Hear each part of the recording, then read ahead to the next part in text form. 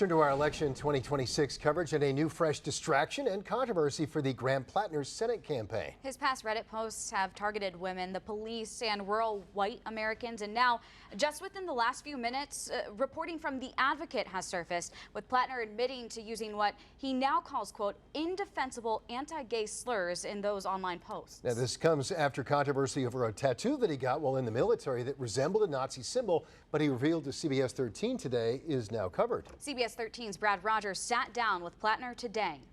Graham Platner posted a video apologizing for his past Reddit posts, which he admits were offensive.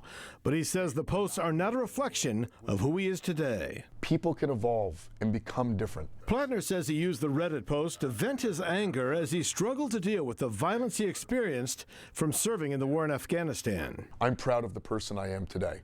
I'm not proud of the person I always was. But I also don't get to be who I am today without that journey. As for the skull and crossbones tattoo on his chest that he and other members of his combat unit got, he told us the GOP Republican campaign comparing it to a Nazi SS symbol was a complete surprise. I never once thought about it in that context. We did what Marines do on Liberty, and then we went to a tattoo parlor, and we got a tattoo that we picked off the wall because it was a scary-looking skull and crossbones. He says in 20 years, no one ever told him it looked like a Nazi symbol. He covered the tattoo with this Celtic symbol on Tuesday night. I hate anti-Semitism. I hate Nazism and Nazis. Platner told us Mainers see this for what it really is. They know that this is all nonsense. It is no surprise that these stories dropped within days of DC's chosen candidate getting into this race. He's referring to Governor Janet Mills entering the Senate race, but did not accuse her campaign of anything. What do you think about Senate Republicans using all of these posts to their advantage to try and discredit your campaign? I think it's going to fall flat. They're going to run attack ads, but they're going to call me a communist no matter what. They called Hillary Clinton a communist.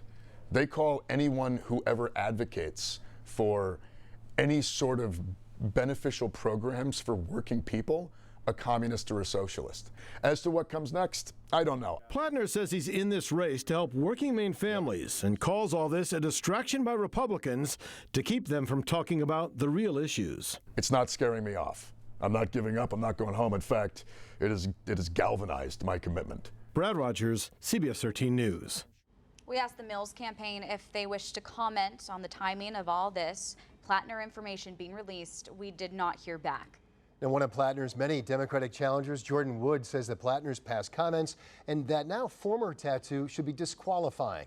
He points to reports from Platner's former staffer who stepped down over the weekend. She says Platner knew for years that tattoo could be interpreted as a Nazi symbol. I cannot believe that the disclosure that he had this when he went public with it was not immediately also followed, but that it was going to be removed. It was only until last night. And I would encourage him to learn more about, if he still does not know, would encourage him to learn more about this symbol and what it means. Because it is not something that could be confused as a Nazi insignia. It is very specifically Nazi insignia, an SS insignia, and for a specific group of people that oversaw concentration camps.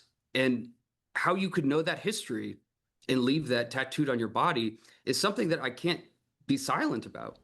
Now, Platner denying against some of those claims. He went on the liberal podcast Pod Save America and said he never knew until now that that could be interpreted as a Nazi symbol.